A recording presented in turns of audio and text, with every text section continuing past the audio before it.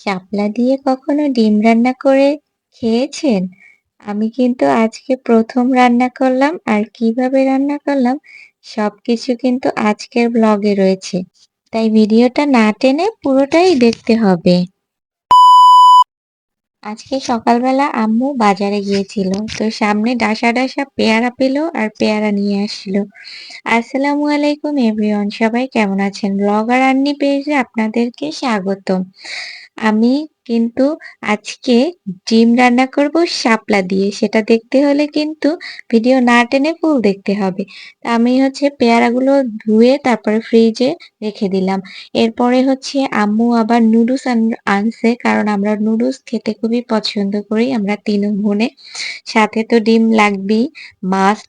তো ডিমগুলাও আমি একটা করে উঠিয়ে তারপরে এগুলোকে একটু ভালো করে ওয়াশ করে দেন এগুলো রান্না করব। আর এখানে চিনি।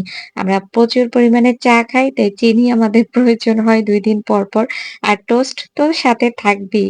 কারণ টোস্ট, মুড়ি, চা, চিনি এগুলো আমাদের প্রতিদিনের খাবারের মধ্যে পড়ে। তো কথা না বাড়িয়ে আমি যেটা রান্না করব সেটাই আপনাদেরকে দেখাচ্ছি।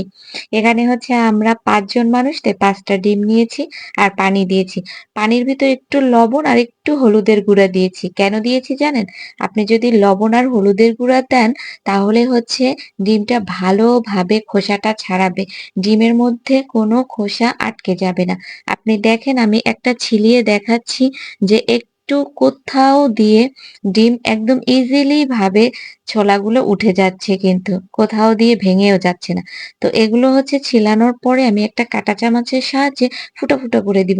তাহলে তেলটাও আর ছিটবে না। তা আমার ডিমগুলোর ভিতরে আমি একটু হলুদের গুঁড়া, তারপরে একটু মরিচের গুঁড়া, স্বাদমতো লবণ দিয়ে মেরিনেট করে তারপর এটাকে আগে তেলে ভেজে নিব। আচ্ছা, আমার ভিডিওটা কে কোন জায়গা থেকে দেখছেন সেটা কিন্তু অবশ্যই কমেন্টসে জানাবেন।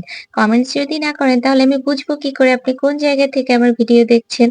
তো কথা বলতে আমার কিন্তু ডিম ভাজা প্রায় হয়ে গেছে। আর আমি অফলাইনে একটা আলু ফালি করে কুচি করে নিয়েছিলাম। কারণ আলু ভাজা খেতে আমার ভীষণ মজা লাগে।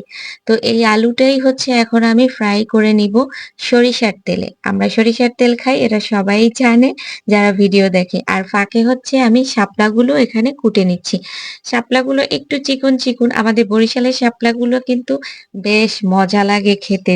বিল থেকে তুলে আনা শাপলা। ঢাকার শাপলা খেয়ে কেন জানি মজা পাচ্ছি না। তারপরেও কি আর করার, এখানে পেঁয়াজ কুচি নিয়েছি আর ৩ টা শুকনা লঙ্কা নিয়েছি। ওইটাই এখন তেলে ভেজে নিব।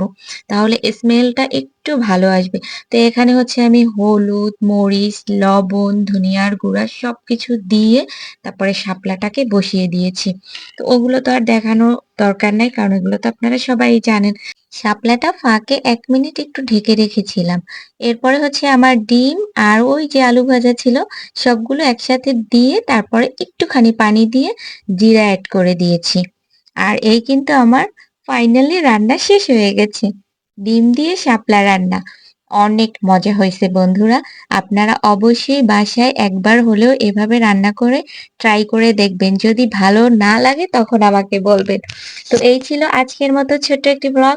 কেমন লেগেছে অবশ্যই জানাবেন। ভালো থাকেন, সুস্থ থাকেন। আল্লাহ হাফেজ।